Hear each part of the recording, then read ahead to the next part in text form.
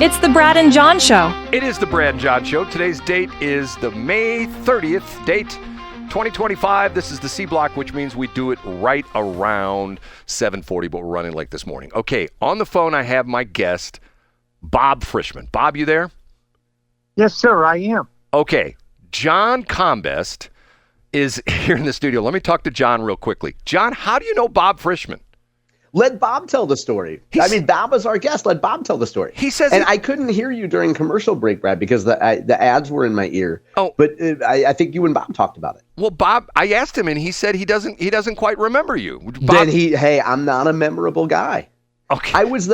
Bob came and helped us. Bob was a longtime editor of Hawk Talk at Hazelwood Central, and I happened to do a little work. I was the editor of the Hazelwood East Spectrum, so I got to meet Bob when he was an advisor. We met in person, I think, once.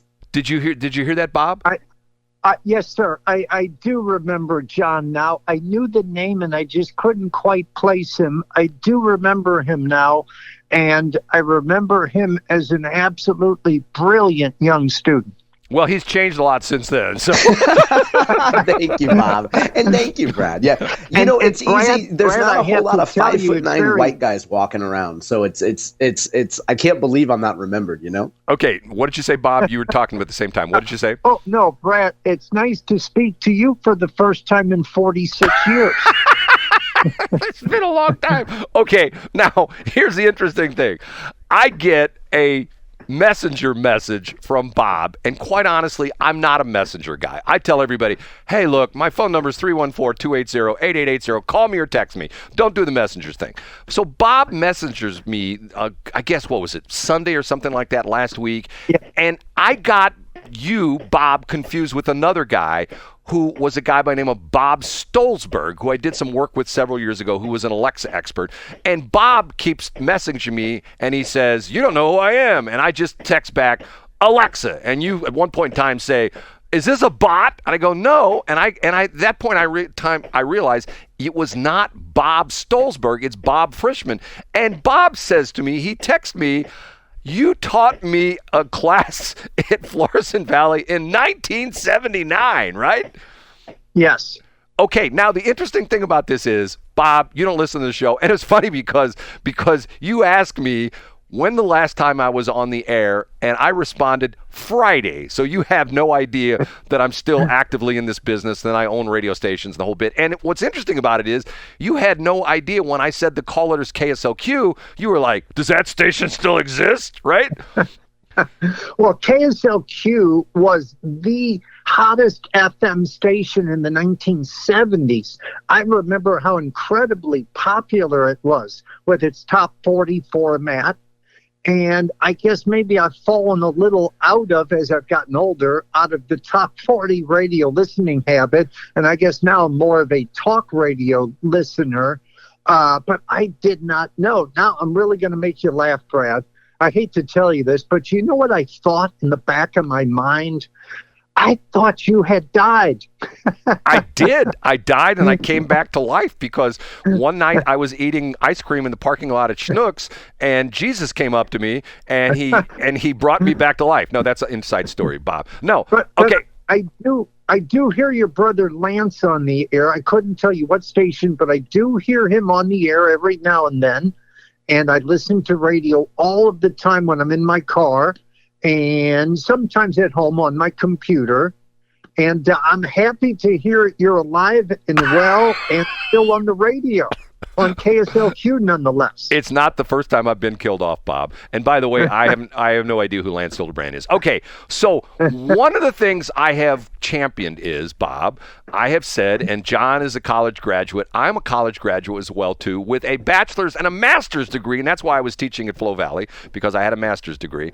And I have gone on the record as saying we have too much college education and not enough practical education. And I'm going to lead you up to something, and I think this is going to mesh together. In my classes, when I was teaching at Florissant Valley, and I also taught at Lindenwood, which I found out you did as well too, I would say to my students, if you really want to get involved in this industry, go knock on a door at a radio TV station and tell them you'll intern there and maybe someday you'll get a job. So Bob Frischmann takes my class, and what does he do next? Tell the story, Bob. Well, the next semester, which would have been spring of 1980, I found out that Florissant Valley College offered an internship course, 3 credit hours. You don't get any pay, you get 3 credit hours, and you have to go out and find your own media outlet. Just like finding a real job, you have to go out and interview and be hired, even though it's just as an intern. So I did that. And I went to WIL radio, and I had an interview. They had a legendary newsman at the time. I believe his name was Gene Hirsch. Exactly, Gene Hirsch. And I interviewed with him, and a few days later, he called me and said, we'd be happy to take you on as an intern.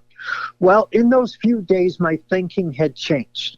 And I thought, radio's great, no knock to it, but I want to get involved in television. So I gave Gene a very polite thanks, but no thanks. And I started looking at the TV stations, and I interviewed with Channel 4. And this would have been late December, early January, 1980. And they said to me, well, we'd love to have you aboard, but we're full up right now with interns. We'll give you a call. So they called me back a few weeks later and said, we have a spot just on the weekends. And I said, that's great, I'll take it. So I find myself that weekends in TV news are totally different from weekdays. On the weekends, you have 3 or 4 people total running the show.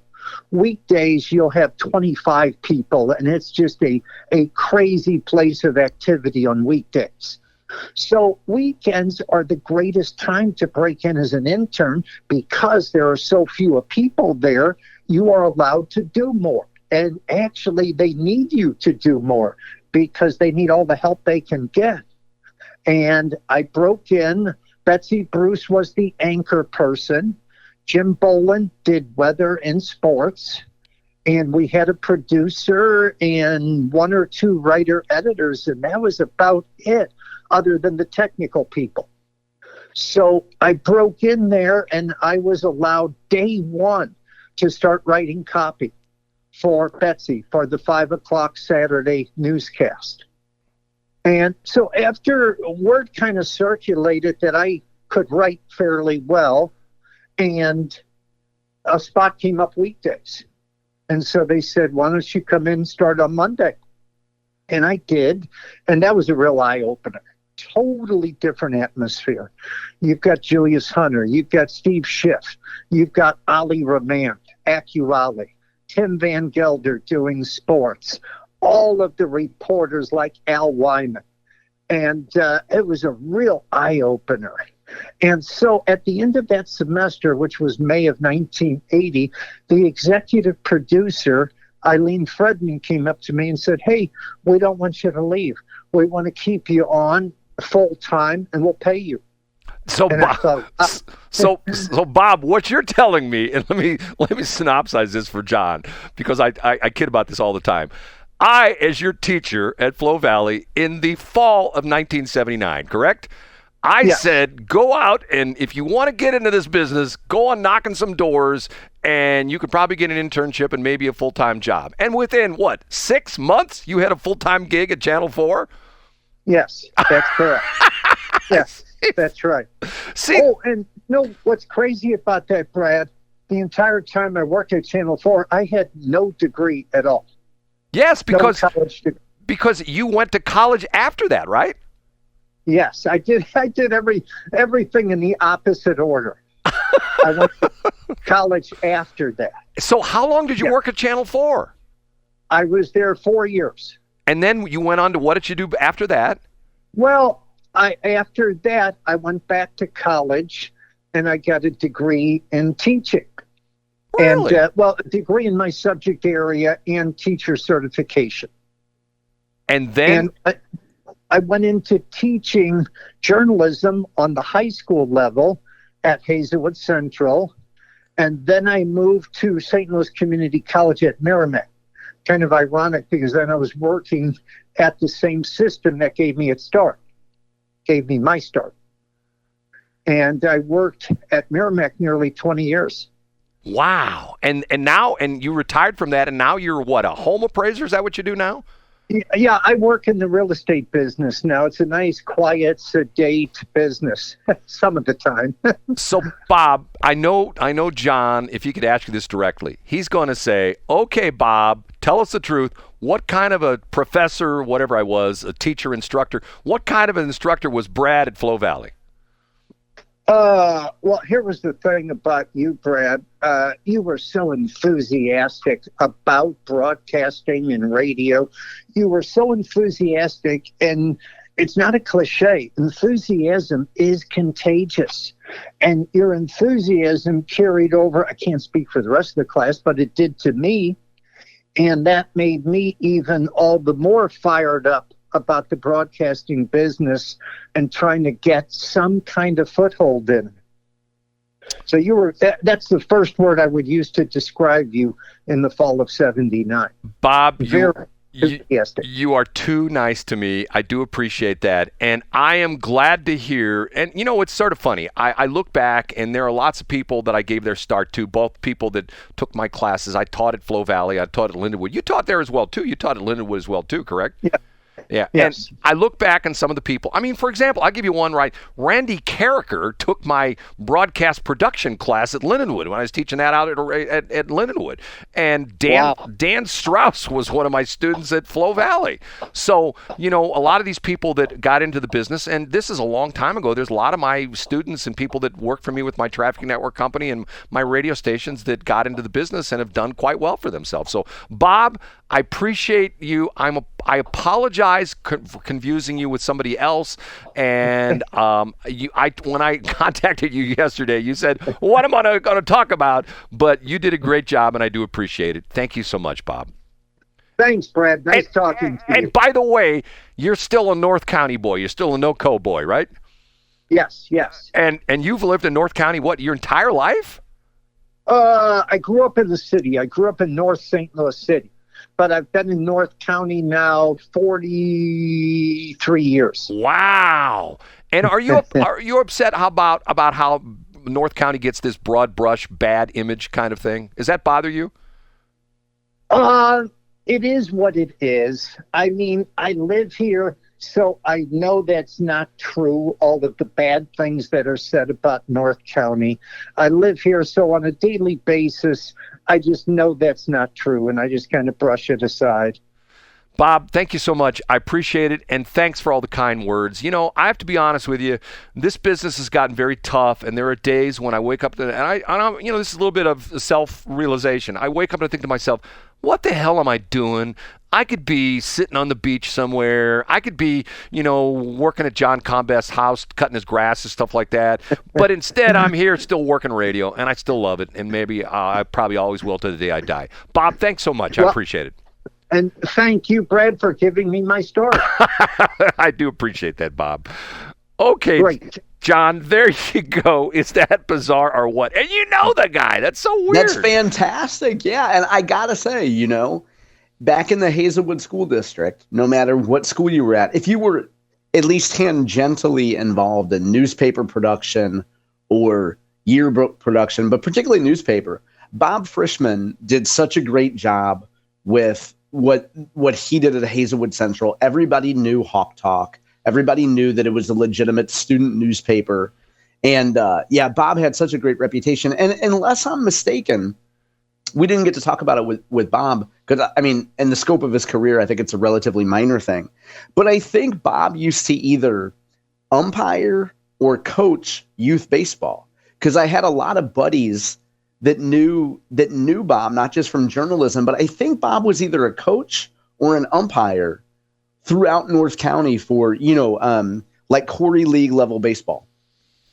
Interesting. And you know what? And the thing that I say, I still say this to this day, and it's not necessarily just broadcasting business. if you want to really learn a business, if you want to learn to be an attorney or an accountant or a police officer, whatever, if you go to college, you go to university, you go to trade school, whatever, it's one thing. But when you're actually out there elbow to elbow with people who have done it for a while, this is what they do, this is how they make their living, this is how they really do things, it's a tremendous learning experience. And I preach that my entire life. I mean, I'm a exact a duplicate or exact exemplification of that, because I started college and working in the radio business literally within a week of each other. And I worked all the way through. I had 3 or 4 different jobs. I was police dispatcher. I worked at the original KSLQ. I worked for a while at KCFE and WSIE, but majority of my time was spent as an intern, unpaid, for like 2 years at KSLQ. And the same thing happened to me. On the day I graduated, actually the day before I graduated, my boss called me into the office and says, "Brad," good old Ted Smith, he's got that gruff English accent, "Bloody Brad, you've done such a good job here in your internship and your part-time work here. We're going to hire you full-time, and Monday you'll come back to work for us, and we'll pay you $150 a week." And I'm going, wow, $150 a week? I was in seventh heaven. God, things change, don't they, John?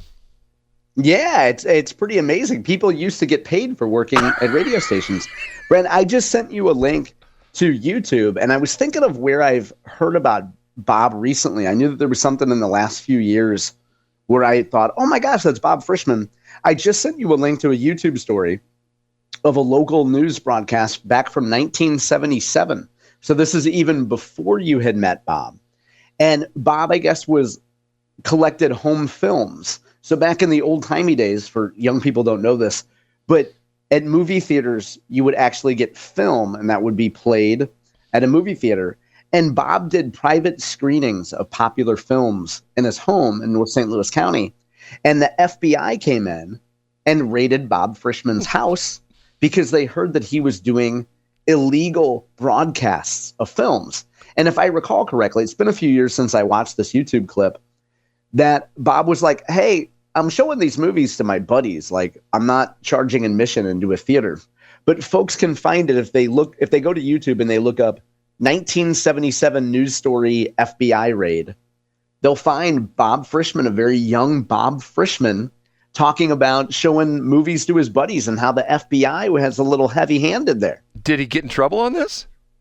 I don't think he got in trouble. If I recall, and again, it's been years since I watched this, but if I recall, Bob explained, "Hey, we sit around like eating popcorn, drinking soda, watching films. I pay for these. I'm not using them for commercial purposes." And then the FBI was like, if I recall correctly, was like, "Oh, wow, that's a big mistake on our part," if I recall correctly. But hey, folks can check it out. 1977 news story about FBI raid. You can find that on YouTube. John, you know what? Life is so weird. I have to be honest with you. I have had a lot of trials and tribulations in the last couple of months, maybe for the last year or so, maybe the last couple of years. And when this thing happened with Bob and what he wrote to me, on a text, he really sort of made my day. And I thought to myself, okay, I have made a difference in people's lives. Makes me feel good. You know what I'm saying? I agree. And one last thing, Brad. Remember, for every Bob Frischmann who reaches out to you, there are plenty of people who have also been positively affected by you that don't take 60 seconds or 3 minutes or however long to reach out to you. And you've still affected those people in a positive way as well. Just because you don't hear from them, you've improved their lives, Brad. Well, John, I'm going to admit something to you I shouldn't. Just the other day, Tracy Ellis called me and she thanked me for everything I've done for her. I'm sorry. I have nothing. I have so many things to say and none of them are appropriate. Okay, John. Have a good weekend. I will talk to you on Monday. See you on Monday.